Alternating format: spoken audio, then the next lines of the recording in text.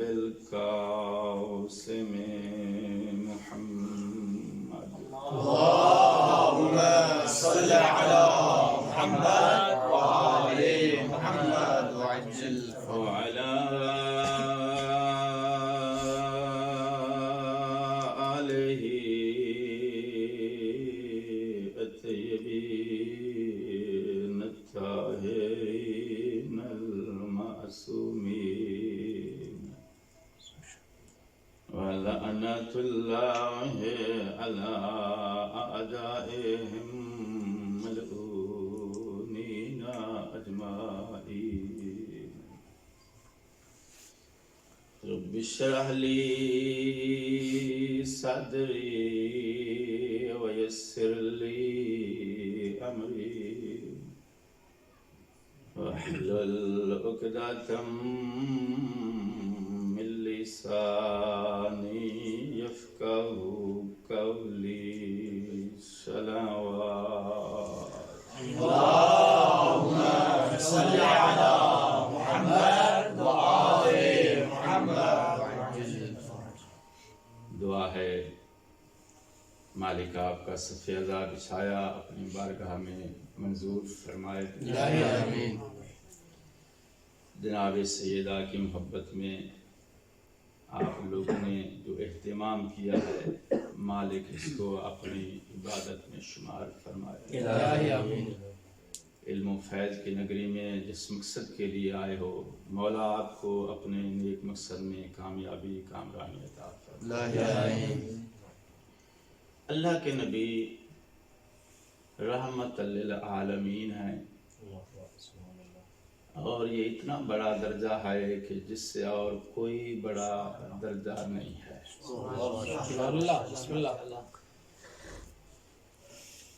آپ کی برکت سے آپ کی رحمت سے بے گھر بے آباد گھروں کو اللہ نے آباد کیا بے اولادوں کو اولاد عطا فرمائی بے مرادوں کو مراد عطا فرمائی لیکن مسلمان جس وقت یہ سوچتا ہے کہ اللہ کی اتنی بڑی رحمت کا درجہ رکھنے والا نبی جس کے صدقے میں کائنات کی مرادیں پوری ہوتی ہیں اللہ نے خود اپنے حبیب کو نرینہ اولاد عطا نہیں فرمائی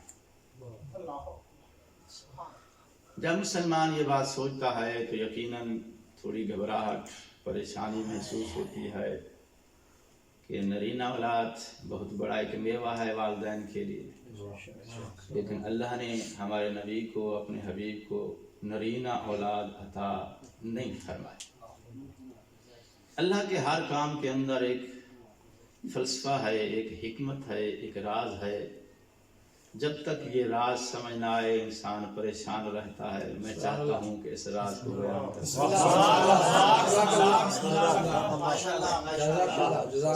میرے مالک نے میرے خالق نے جس وقت امامت اور نبوت کو تقسیم فرمایا تو نبوت آئی ابن عبداللہ کے حصے میں بسم اللہ اور امامت آئی ابو طالب کے بیٹے کے حصے میں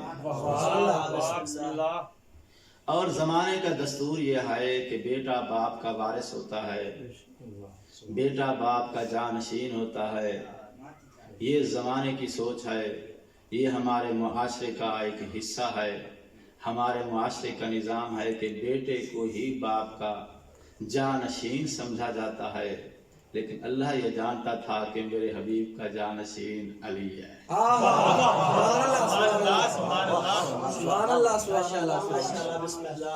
جب جانشین علی ہے اب اگر ایسے میں اپنے حبیب کو نرینہ اولاد بھی عطا فرماتا تو وہ دنیا جن کے دلوں میں علی کا بغض تھا وہ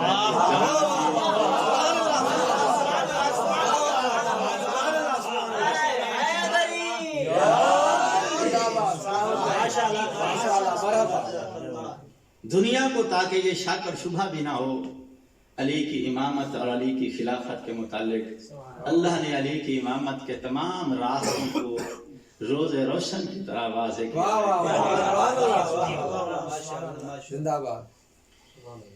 اچھا میرے مالک اس راز کی تو سمجھ آ گئی کہ علی کی امامت کو روز روشن کی طرح آشکار کرنے کے لیے، تاکہ لوگوں کے ذہن میں کوئی شک شبہ نہ آئے جانشین کے بارے میں، تو نے اپنے حبیب کو نرینہ اولاد سے محروم رکھا، لیکن اپنے حبیب کو تو نے بیٹی عطا فرمائی، جبکہ بیٹی کے متعلق ہمارا معاشرہ یہ کہتا ہے کہ بیٹی بہت صنف نازک ہے، بیٹی اس معاشرے کا ایک دکھ درد بھرا رشتہ ہے۔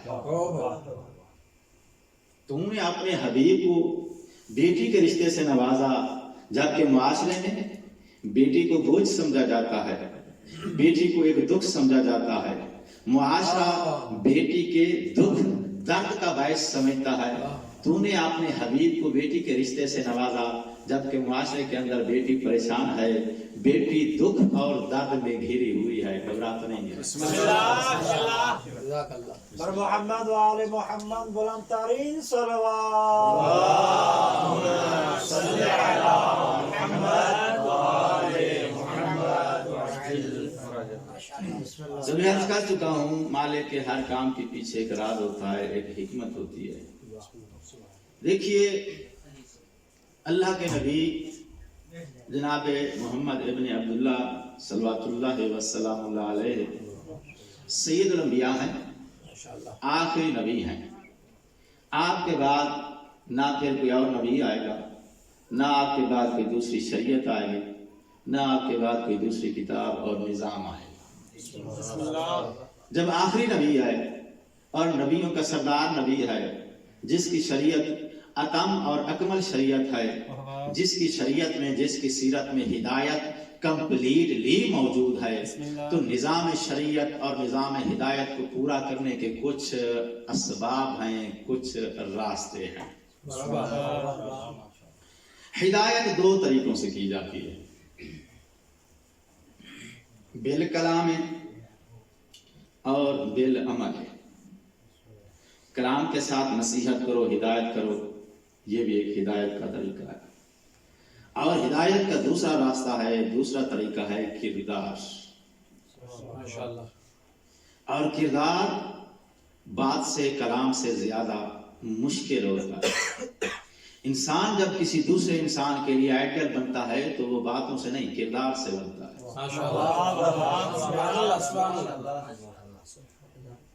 میں مانتا ہوں کہ کلام بھی ایک ہدایت کا راستہ ہے، ہدایت دینے کا ایک طریقہ ہے، لیکن جس وقت ہادی اور رہبر اپنی پبلک کے لیے، اپنی امت کے لیے، اپنی عوام کے لیے آئیڈیل بنتا ہے تو وہ باتوں سے نہیں، کردار سے آئیڈیل بنتا ہے۔ جس وقت اپنا کردار پیش کرے گا تو لوگوں کی نظروں میں اس کو ہیرو مانا جائے گا۔ ہیرو بننے کے لیے، آئیڈیل بننے کے لیے کردار والی ہدایت کا درجہ زیادہ ہے۔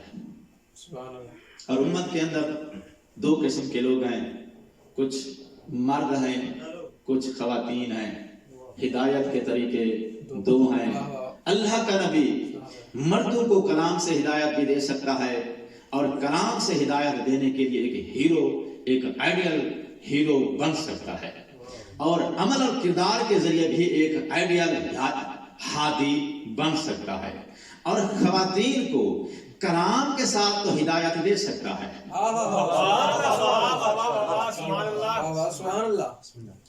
بیٹی کو، دختر اسلام کو رحمت کا نمونہ کیسے بننا ہے نصیحت کر سکتا ہے، سمجھا سکتا ہے، لیکن پریکٹیکلی طور پہ بیٹی کیسے والدین کے لیے رحمت کا نمونہ ہوتا ہے بن کے نہیں دکھا سکتے۔ اپنی امت کی مستورات اور زوجات کو وفا کا درس تو دے سکتے ہیں، لیکن شوہر کے لیے ایمان کا محافظ بننے کے لیے ایک آئیڈیل زوجہ کیسے ہوتی ہے، آئیڈیل زوجہ کا کردار کیا ہوتا ہے، پریکٹیکل پیش نہیں کر سکتے۔ ماں کی عظمت کلام سے، نصیحت سے بتا سکتے ہیں، لیکن مامتا کا درجہ اور کردار ایک عملی طریقے سے پیش نہیں کر سکتے۔ تو نبی کی امت کے اندر ہیں دو قسم کے لوگ جنہوں نے نبی سے ہدایت لینی تھی، مرد بھی ہیں، خواتین بھی ہیں۔ مردوں کو دونوں قسم کی ہدایت مل رہی تھی، اور دونوں قسم کے ہدایت کا آئیڈیل نمونہ میرے نبی پیش کر رہے تھے، لیکن خواتین کے لیے کلام والی ہدایت تو آپ پیش کر سکتے تھے، لیکن عملی ہدایت کا نمونہ پیش کرنے کے لیے نبی پاک کے پاس ابھی یہ رسالت اور نبوت کا حصہ کمپلیٹ نہیں تھا۔ اللہ نے اپنے حبیب کی رسالت کے اس خواتین والے حصے کی عملی ہدایت کو مکمل کرنے کے لیے فاطمہ کو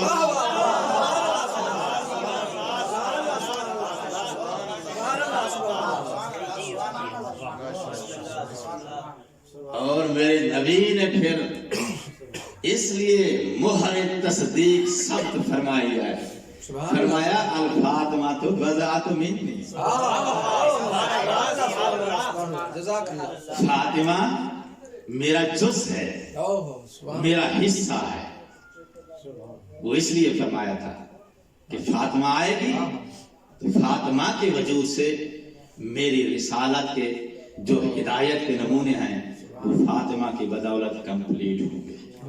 تو اب فاطمہ نے جو خواتین کے لیے جو آئیڈیل کردار دینا ہے بیٹی بن کے، جو آئیڈیل کردار دینا ہے ماں بن کے، جو آئیڈیل کردار دینا ہے ہدایت کے لیے بیوی کا، یہ سارے کردار فاطمہ جب رسالت کا جز ہو کے ادا کرے گی تو یہ پھر فاطمہ کا کردار نہیں ہے، رسالت کا کردار۔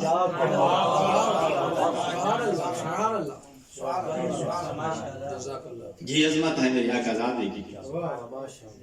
اللہ کے نبی نے تصدیق فرما دی الفاطمہ تو بضعۃ منی۔ اگر یہ حدیث اس تناظر میں ارشاد فرمائی ہوتی کہ فاطمہ بیٹی ہے تو پھر ہر اولاد اپنے باپ کے لیے بضعہ ہے۔ بھائی اسپیشلی پھر کہنے کی کیا ضرورت تھی؟ کیونکہ ہر اولاد اپنے باپ کا، اپنے والدین کا حصہ ہے، کیونکہ وہ ان کے بلڈ سے اس دنیا میں یہ اولاد آئی ہے۔ تو اگر اولاد ہونے کے تناظر سے کہنا تھا تو اس میں کوئی اہمیت اور اسپیشلی کہنے کی ضرورت نہیں، کیونکہ ہر اولاد بلڈ ریلیشن کی وجہ سے اپنے والدین کا حصہ ہوتی ہے، اپنے والدین کا جز ہوتی ہے۔ تو ریلیشن جز کی بلڈ کی نہیں بتانا چاہتے، رسالت کی بتانا چاہتے۔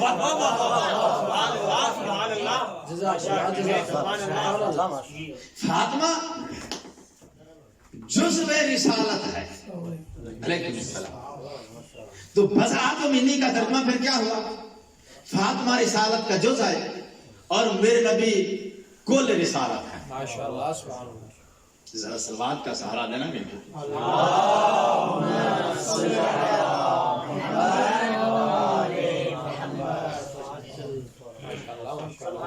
فاطمہ رسالت کا جز ہے اور میرے نبی رسالت کا کل ہے۔ کل اور جز نبی کی حدیث کی روشنی میں واضح ہو گیا نا۔ فاطمہ رسالت کا جز ہے، میرے نبی رسالت کا کل ہے۔ اب قانون یہ کہتا ہے کہ جز کا احترام کل کا احترام ہے، جز کی توہین کل کی توہین ہے۔ اگر کوئی جز کی توہین کرتا ہے تو جز کی توہین لازم آتی ہے کل کی توہین کو۔ جز کا احترام کل کا احترام ہے، جز کی توہین کل کی توہین ہے۔ اب کل کی عظمت یہ ہے کہ کل ہے نبیوں کا سردار، منصب نبوت کے فائد ہے کل۔ جس کی کوئی توہین کرے تو توہین کرنے والا، منصب رسالت کی توہین کرنے والا امت سے خارج ہے، دائرہ اسلام سے خارج ہے۔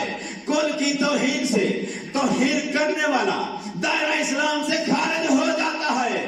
جو کل کا احترام ہے وہ جز کا احترام ہے، جو کل کی توہین ہے وہ جز کی توہین ہے۔ جز سے رشتہ لازم کا کل کی طرف آتا ہے، کل کی طرف سے رشتہ لازم کا جز کی طرف آتا ہے۔ نبوت کی توہین کرنے والا بندہ دائرہ اسلام سے خارج ہو جاتا ہے۔ جز اور کل کا احترام برابر ہے، جو صحرا کی توہین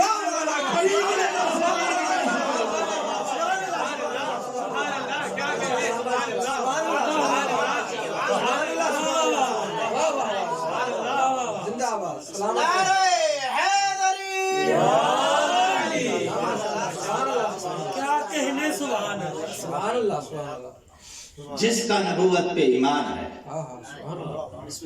جو یقین رکھتا ہے کہ نبی کا احترام واجب ہے، فاطمہ رسالت کا جز ہے، اس پر واجب ہے کہ وہ رسالت کے جز کا بھی احترام کرے۔ وہ کہتا ہے کہ میں کل کو تو مانتا ہوں مگر جز کو نہیں مانتا، مسلمان پھر تیرے عرفان سے کچھ بھول ہوئی۔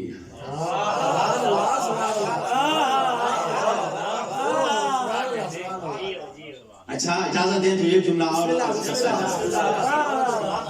کل اور جز کا احترام سن لیا نا، اب قانون یہ کہتا ہے کہ جس سے کل کی عظمت زیادہ ہو جز کی عظمت بھی زیادہ ہوتی ہے۔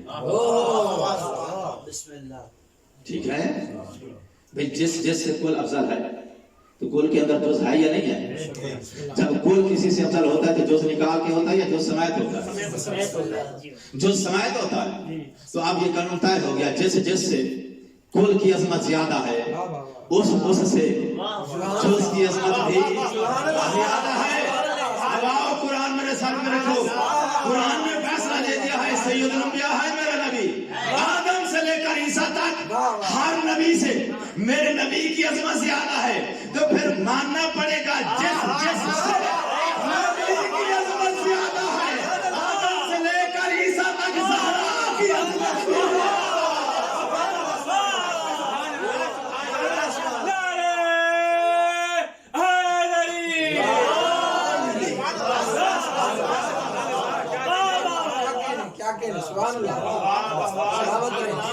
صرف میرے نبی ہی سید الانبیاء نہیں، زہرا بھی سیدۃ الانبیاء ہے۔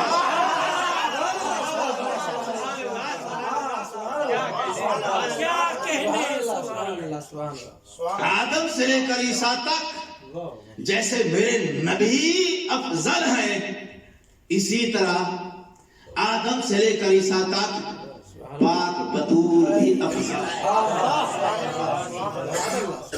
جب افضل ہے تو اب انبیاء پہ لازم ہے، جب زہرا آئے تو کھڑے ہو گئے۔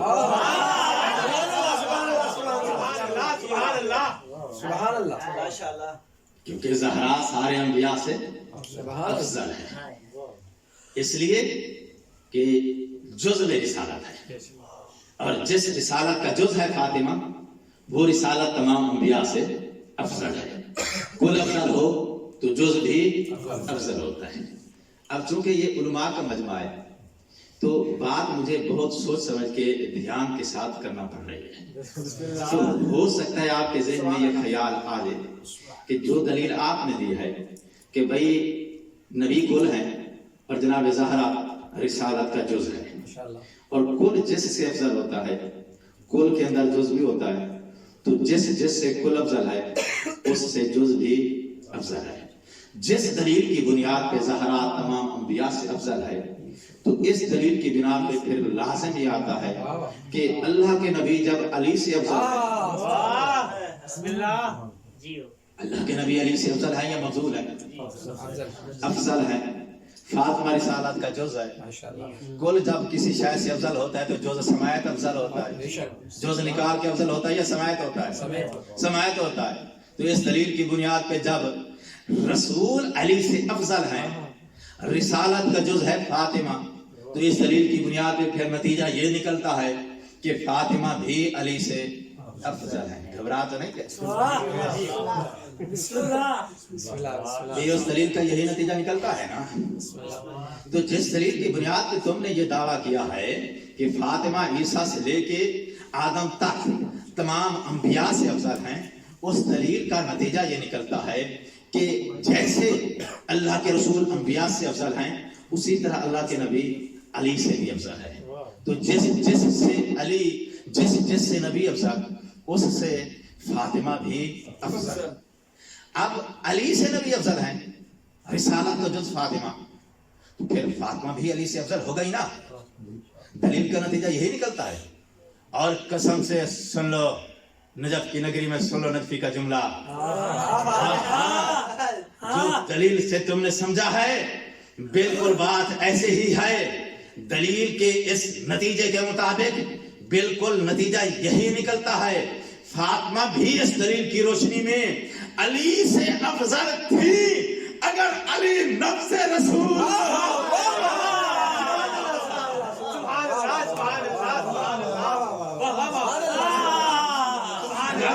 فاطمہ جزو رسالت ہیں، علی نفس رسول ہے۔ تو اس دلیل کے مطابق فاطمہ علی سے افضل تھی اگر علی نفس رسول نہ ہوتے۔ نعرہ تکبیر، اللہ اکبر، نعرہ رسالت، یا رسول اللہ، نعرہ حیدری، یا علی، نعرہ حیدری، یا علی، محمد و آل محمد بلند تر صلوات۔ اللہم صلی علی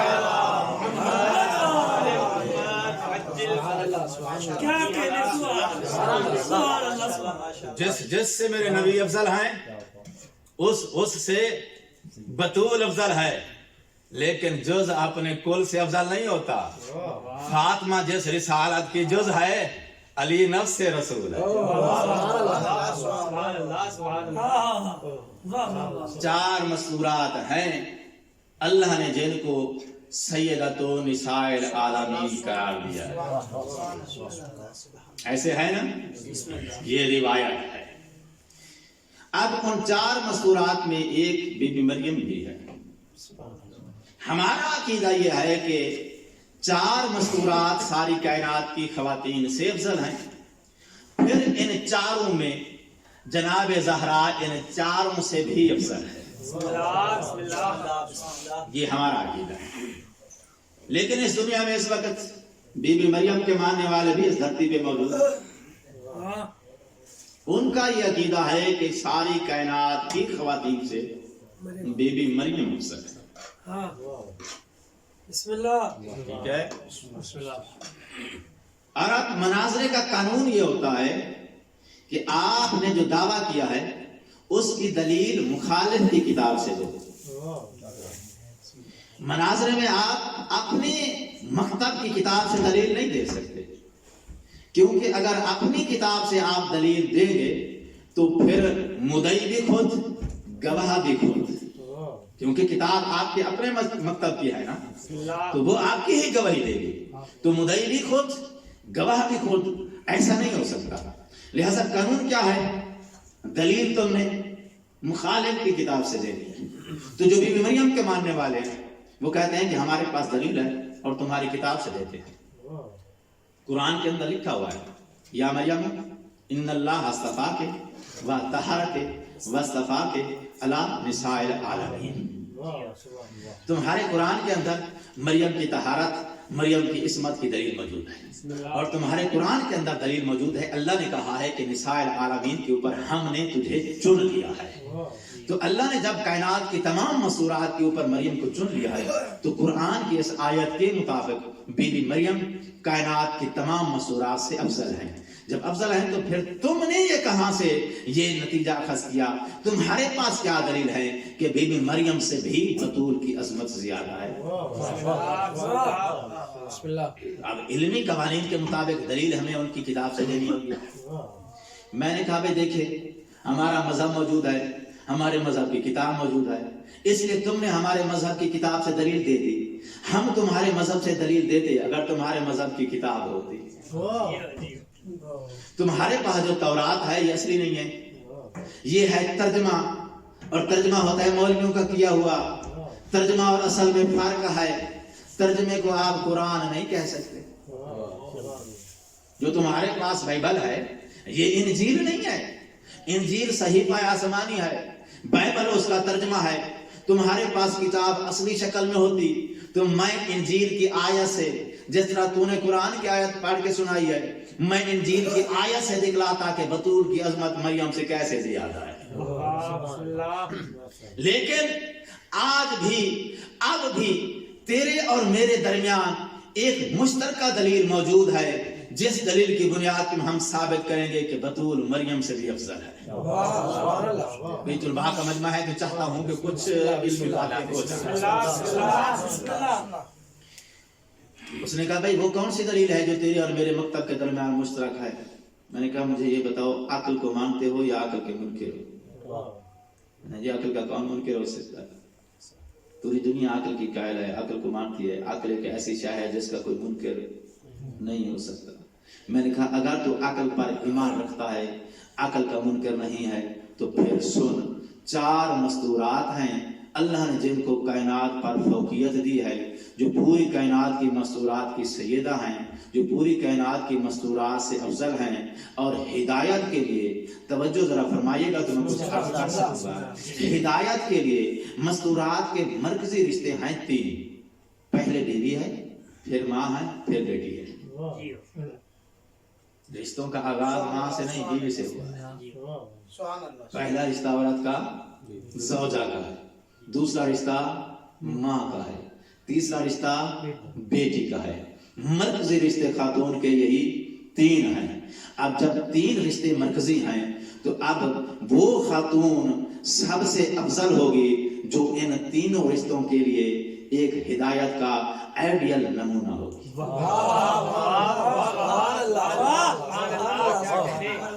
ان 4 میں سے وہی ان 4 میں افضل ہوگی جس کے پاس ان تینوں رشتوں کے لیے ہدایت کا عملی نمونہ، ہدایت کا آئیڈیل نمونہ جس کے پاس ہے، جس کے پاس یہ تینوں رشتوں کی ہدایت کمپلیٹ طریقے سے موجود ہے، وہ ان 4 میں افضل ہے۔ جس کے پاس ہدایت کے تینوں میں سے کوئی نمونہ کم ہے وہ مفضول ہے۔ اس نے کہا جی بالکل عقلی دلیل ہے، اس کو ہم مانتے ہیں۔ میں نے کہا پھر آؤ یہ جو 4 مستورات ہیں، پہلی ہے بی بی حوا، دوسری آسیہ، تیسری بی بی مریم، چوتھی جناب سیدہ۔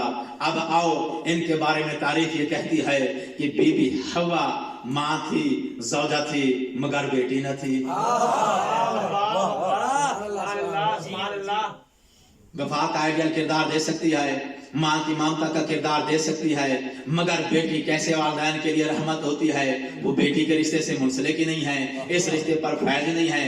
تو مستورات کے لیے عالم بشریت کی مستورات کے لیے بی بی حوا بیٹی کی رحمت کا آئیڈیل نمونہ بن کے نہیں دکھلا سکتی۔ بی بی حوا کے بعد دوسری ہیں بی بی آسیہ۔ بی بی آسیہ زوجہ کے لیے وفا کا نمونہ بن سکتی ہے، بیٹی کے لیے رحمت کا نمونہ دے سکتی ہے، مگر اس کے لیے اولاد نہ تھی، ماں کی ممتا کا کردار نہیں پیش کر سکتی ہے۔ اس کے بعد ہے بی بی مریم۔ بی بی مریم ماں کی ممتا کا روپ دکھلا سکتی ہیں، بیٹی کی رحمت کا آئیڈیل پیش کر سکتی ہیں، مگر شادی نہیں، وفا کا پیکر بن کے نہیں دکھلا سکتی ہے۔ یہ ایک زوجہ اپنے شوہر کے لیے محافظ ایمان کیسے ہوتی ہے، اس کی وفا کی عظمت اور آئیڈیل کیا ہوتا ہے، یہ کردار بی بی مریم کی ہدایت کے اندر مس ہے۔ اب آؤ دیکھو جناب سیدہ کی عظمت کو، بی بی کے پاس ہدایت کے تینوں آئیڈیل نمونے موجود ہیں۔ کسی کی ماں بھی ہے، کسی کی زوجہ بھی ہے، کسی کی بیٹی بھی ہے۔ صرف رشتے ہی نہیں، رشتوں کی معراج اور عظمت یہ ہے کہ جس وقت بیٹی بنی تو رحمت بن گئی اس باپ کے لیے جو کائنات کے لیے رحمت للعالمین تھا۔ جب زوجہ بنی تو محافظ ایمان بن گئی اس شوہر کے لیے جو کل ایمان تھا، اور جب ماں بنی ہے تو ممتا کا روپ دھارا، ان شہزادوں کے لیے رحمت اور ان شہزادوں کے لیے جنت کی ملکہ بن گئی جو خود جنت کے سردار۔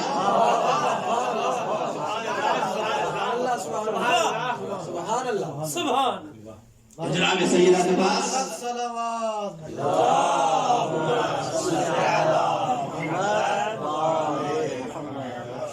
جناب سیدہ کے کردار میں ہدایت کے تینوں آئیڈیل موجود ہیں۔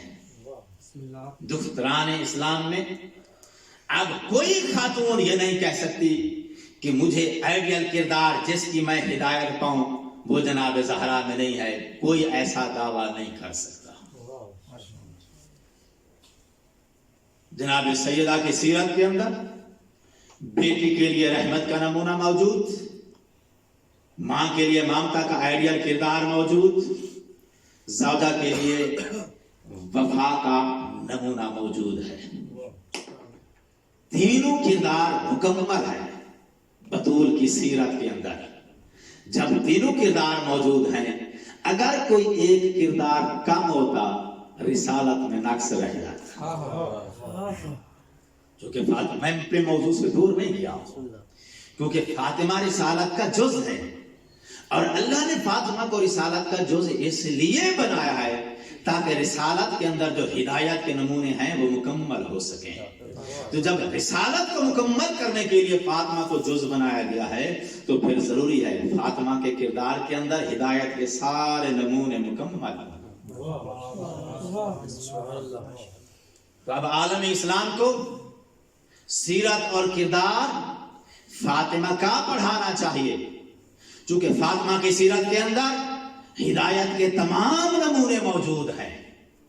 और फातिमा की अजमत यह है कि जिस वक्त भी अपने बाबा के सामने आई है, तारीख ये कहती है फकामा इलैहा रसूलुल्लाह, अल्लाह के नबी अपनी बेटी के एहतराम के लिए खड़े हो जाते थे। ये अजमत है जनाब सैयदा की। इसलिए दुख्तरान इस्लाम को जनाब ज़हरा की सीरत पढ़ानी चाहिए। अब एक वाक़या मुझे याद आ रहा है, अली कौनैन को देख के तो जो है अब ये वाक़या लिखा है उलमा ने, वो कहते हैं कि एक जंग से वापस आए अल्लाह के नबी और माल गनीमत जो लेकर आए वो अपनी ज़ौजात के अंदर तकसीम फरमाया। तो उस माल गनीमत की वजह से आपकी एक ज़ौजा मोहतरमा नाराज होके मैके चली गई।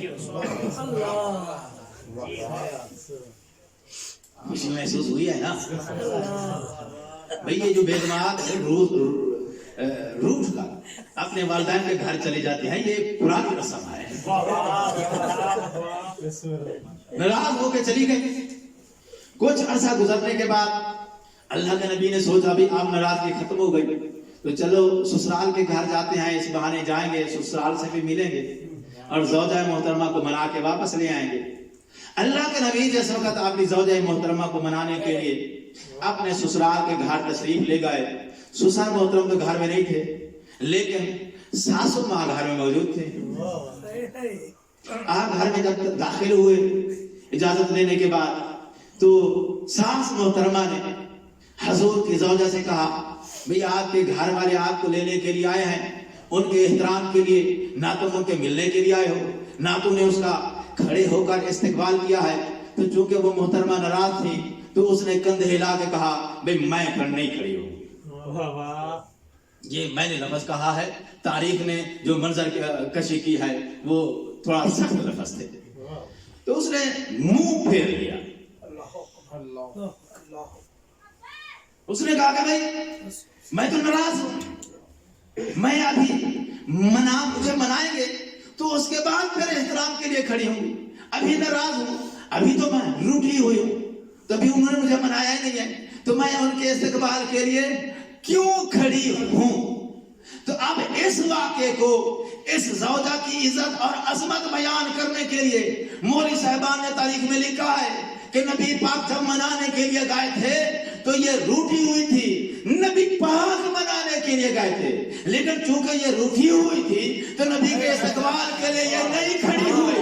तो मैं आलम इस्लाम से कहते हूँ मेरे मोहतरम दुख्तरान इस्लाम को अगर किसी की सीरत अज़मत पढ़ानी है तो फिर इस मोहतरमा की बात पढ़ाओ जो नबी के इस्तकबाल के लिए खड़ी नहीं हुई थी। अगर सीरत पढ़ानी है तो उसकी पढ़ाओ जिसके लिए नबी खड़ा हुआ।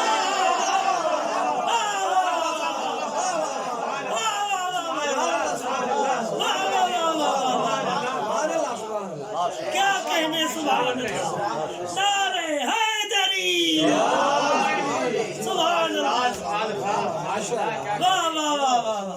अगर इन जैसियों की सीरत पढ़ाओगे तो फिर रोजाना रूठ रूठ कर वालिदैन को जाती रहे। घर आबाद रखने हैं तो फिर उनकी सीरत पढ़ाई जाए जिनकी सीरत आलम इस्लाम के लिए रहमत है। क्या कहने, जिनकी अजमत यह है कि अल्लाह के नबी जिनके इस्तकबाल के लिए खड़े हो जाया करते थे। ये अजमत है मेरी आकाज़ादी की।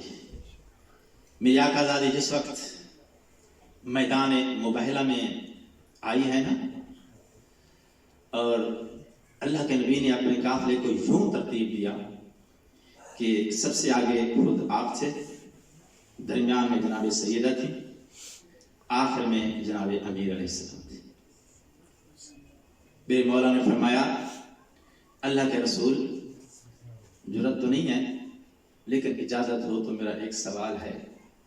दस्तूर यह है कि मस्तूर पीछे चलती है, मर्द आगे चलता है। मैं शबर हूँ, बतूल मेरी ज़ौजा है, मेरे बच्चों की माँ है, मैं आगे चलूँ, बतूल मेरे पीछे चले। दस्तूर यही है ना। जिस वक्त जनाब मूसा अलैहिस्सलाम जनाब शुआइब की बेटियात को लेकर अपने वालिद से मिलाने के लिए घर जा रही थी, तो जनाब मूसा अलैहिस्सलाम ने फरमाया था कि हमारे अंबिया के मसलक और दस्तूर के मुताबिक मर्द आगे चलता है। अगरचे मैं रास्ता नहीं जानता हूँ, तो जहाँ से मुझे रास्ता मुड़ना होगा उधर पत्थर फेंकना मुझे पता चल जाएगा, मैं आगे चलता हूँ, तुम मेरे पीछे चलो। ये रिवायत मौजूद है ना। मेरे मौला ने फरमाया, अल्लाह के नबी, दस्तूर यही है, मर्द आगे चलता है, मस्तूर पीछे चलती है। बतूल मस्तूर है, मैं मर्द हूँ। अल्लाह के नबी ने फरमाया, या अली, मेरी बेटी की इज्जत और अजमत इतनी बड़ी है, मैं चाहता हूँ कि जहाँ से बतूल कदम उठाए उस जगह पर तेरे कदम आए। मेरी गैरत गवारा नहीं करती हमारे जाने के बाद, जहाँ मेरे बतूल के कदम आए हमारे जाने के बाद, उस जगह पे किसी गैर के कदम आए। इतनी अजमत की मालिक अल्लाह के नबी ने इतना गवारा ना किया कि जिसके कदमों पर किसी गायब के कदम आए। अली के कदम आए, गैर के कदम ना आए। उसी दरबार के अंदर, जिस दरबार में बतूल को आता देख के नबी खड़े हो जाया करते थे, काफी देर तक बतूल खड़ी रही।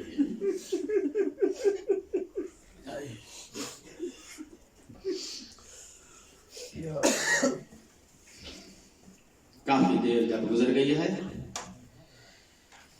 मेरी आकाज़ादी ने अपना मुकदमा पेश किया है। तख्त नशीन कहता है, बतूल, तेरे पास तेरी सच्चाई का सबूत क्या है? नज़रत शिमालन व यमीन,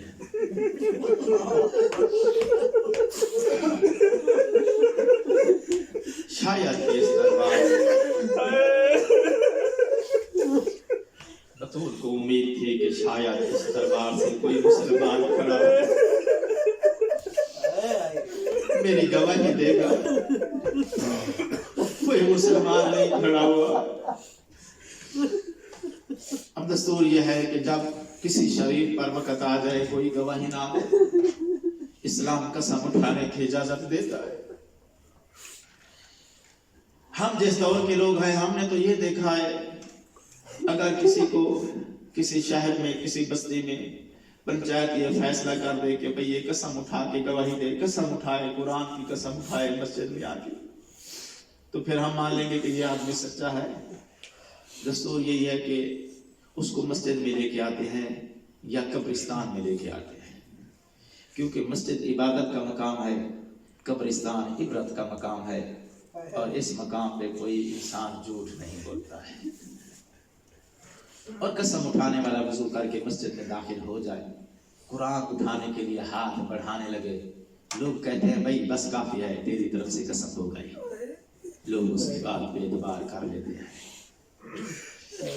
कसम खाने के लिए कोई कुरान और ईमान की कसम खाता है, कोई खुदा और रसूल की कसम खाता है, लेकिन एक माँ के लिए सबसे बढ़कर होती है बच्चों के साथ की कसम। मस्जिद में खड़ी थी बतूल, एक तरफ से कब्र रसूल की थी, मस्जिद में दूसरी जानिब कुरान पड़ा हुआ था।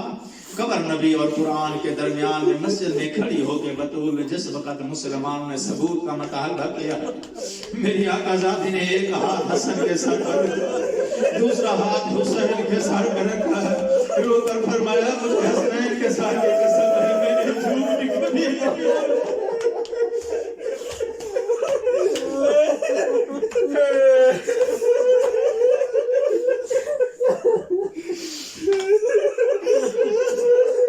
बतूल के मासूम गवाह, पाक बतूल के पाक गवाहों को जिस्म का मुसलमान ने झुठलाया है ना, गवाहों के झुठलाने का सदमा बतूल को कोई इतना हुआ है जिस वक्त घर वापस आई है। तारीख ये कहती है कि इस तरह पर बतूल शहजादों के सहारे पे बतूल चल रही थी जैसे कोई ज़ईफ असा के सहारे पे चल रहा है। मेरी आकाज़ादी घर में आई है, ख्वाब देखा है रात को। अल्लाह के नबी ने फरमाया बतूल अब तेरे सफर मुकम्मल हो गए हैं, अनकरीब तुझे दुखों से निजात मिलने वाली है, तुम हमारे पास आ जाओगे। पाक बतूल ने अपना ख्वाब अली इमाम को सुनाया है। मेरे बाबा ने मुझे ख्वाब में कहा है कि बतूल अनकरीब तुम हमारे पास आ जाओगे। ख्वाब सुना, अली इमाम का गिरिया बुलंद हुआ है। मेरी आकाज़ादी ने फरमाया मेरे सरताज वक़्त कम रह गया है, मैं चाहती हूँ मेरी कुछ वसीयत है, मेरी वसीयतें सुन लो। पाक बतूल ने एक एक करके वसीयत बयान करना शुरू की है। फरमाया या अली मेरी कब्र का निशान मिटा दे। वैज़ा नामतिल अयून व हाज़अतिल अस्वात, रात के अंधेरे में मेरा जनाजा, या अली मेरा जनाजा उस वक्त उठाना जब दुनिया सो जाए। अली इमाम ने फरमाया बतूल इस तरह जनाजे उनके उठाए जाते हैं कि वारिस ना हो।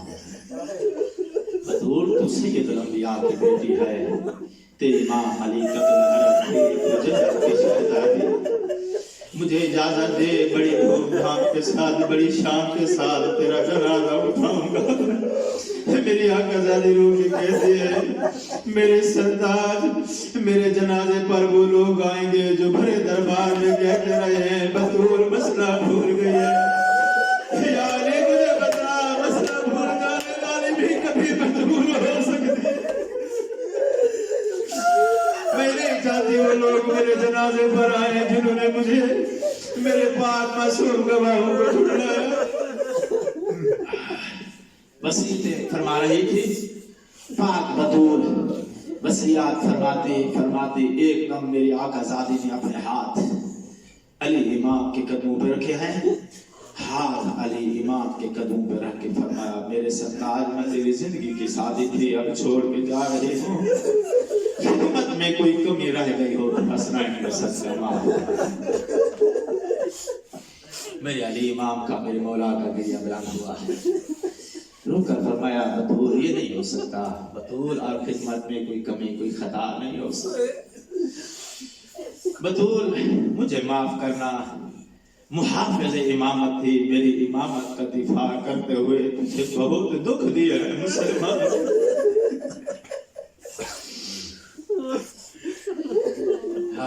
हसनैन की यतीमी का दिन आ गया है।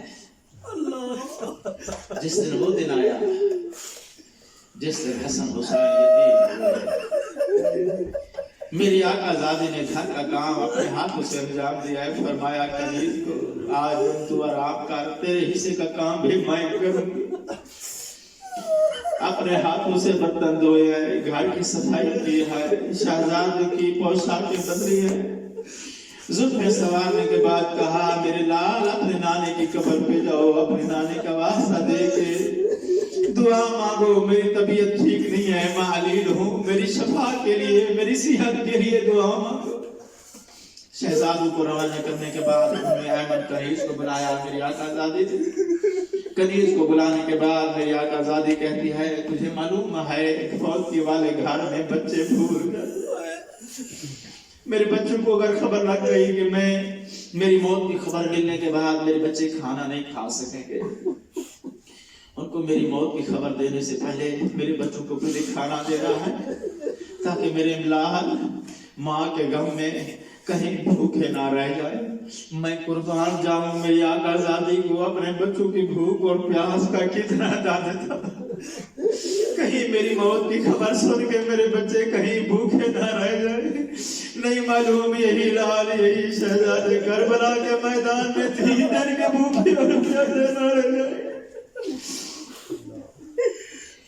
अपने अपने हुजरे में तशरीफ लाई। दई से कहा है कि जब तक तस्बीह की आवाज आती रहे समझना कि ज़हरा जिंदा है। तस्बीह की आवाज खामोश हो जाए तो समझना तब तो सताई दुनिया छोड़ चुकी है। नाले की कब्र पे आए हैं दोनों शहजादे, सर पे इमामे है। शहजादे छोटे छोटे हाथ बुलंद करके कब्र नबी के ऊपर खड़े होके शहजादों ने दस्ते दुआ बुलंद किया है। आवाज देकर कहा, मेरे मालिक ये तेरे हबीब की कब्र है जिसे तूने कायनात के लिए रहमत बना के भेजा था। तुझे तेरे हबीब का वास्ता, तुझे तेरे रहमतुल लिल आलमीन हबीब का वास्ता। हमारी अम्मा बीमार है, हमारी अम्मा को सेहत और सलामती अता फरमा। बच्चों की दुआ में कोई इतना दर्द था, कब्र नबी की हिल गई। हाथ में गर्मी की आवाज आई, दुआओं के मौसम गुजर गए। वापस चले जाओ, तुम्हारी मां मर चुकी है।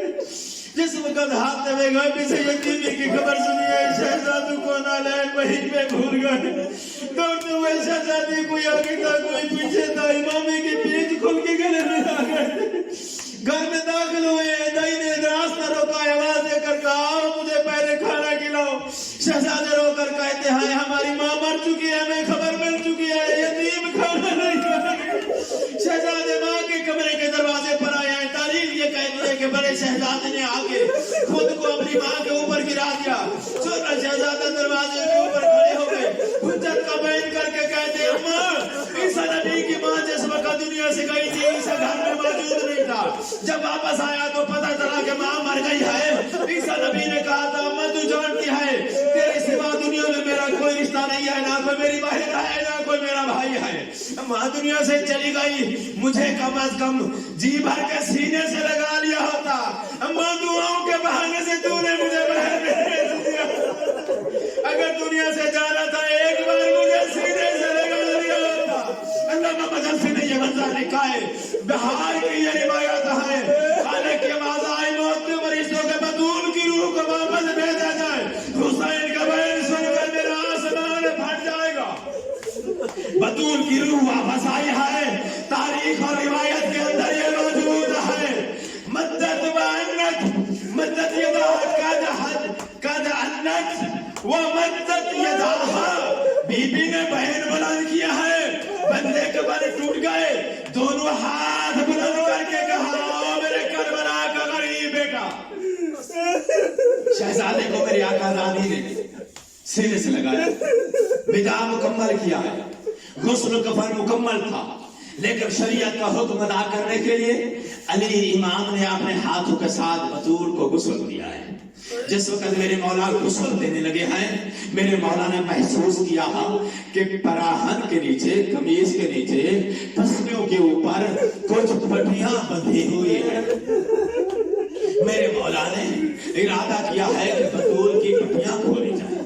जिस वक्त पट्टियां खोली गई, तारीख कहती है कि मेरे मौला का गिरिया बुलंद हुआ है। अली इमाम का सिर्फ गिरिया ही बुलंद नहीं हुआ, मेरे मौला बेहोश हो गए। जिस वक्त बच्चों ने देखा कि मेरे मौला बेहोश हो गए हैं, कम सन यतीम बच्चों ने अपने बाबा को तसलिया दिया है। तलिया मसलने के बाद जिस वक्त अली इमाम होश में आए, बच्चों ने पूछा, बाबा आप तो हमको तसलिया दे रहे थे, ये क्या हुआ कि अम्मा का कौन सा दुख नजर आया कि बर्दाश्त नहीं कर सके, बेहोश हो गए। अली इमाम रोकर कहते हैं कि मैंने तो समझा था कि बतूल का सिर्फ पहलू ही जख्मी है, आज मुझे मालूम हुआ है कि सिर्फ पहलू ही जख्मी नहीं, बतूल की पसलियां भी टूट चुकी है। जिस वक्त बतूल की टूटी हुई पसलियां मैंने देखी हैं तो बर्दाश्त नहीं कर सका। पहलू में खड़ी हुई थी 4 साल की शहजादी ज़ैनब, बाबे का शाना हिला के कहती है, बाबा तूने आज मेरी माँ की टूटी हुई पसलियां देखी है, बर्दाश्त नहीं कर सका है। बाबा मेरा हौसला भी देख, अपने छोटे छोटे हाथों के साथ माँ की टूटी हुई पसलियों के ऊपर मैं खुद पट्टियां बांधती रही हूँ। जिस वक्त मैं पट्टियां बांधती थी, मेरी माँ मुझे रोक के कहती थी, ज़ैनब बाबा को नहीं बताना तुम्हारा मौसम भी शहीद हो गया है। कोई करबला का नाम लेती थी, करबला का नाम लेकर रोती थी और कहती थी, ज़ैनब करबला के मैदान में मेरे हिस्से के बोसे जरूर देना। وسيعلم الذين ظلموا أي منقلب ينقلبون فلعنة الله على أعدائهم ملعونين أجمعين۔ میرے مالک ہماری اس قریب سی عبادت کو اپنی بارگاہ میں قبول فرما۔ میرے مالک ہمارے آنسوں کو مستجاب فرما۔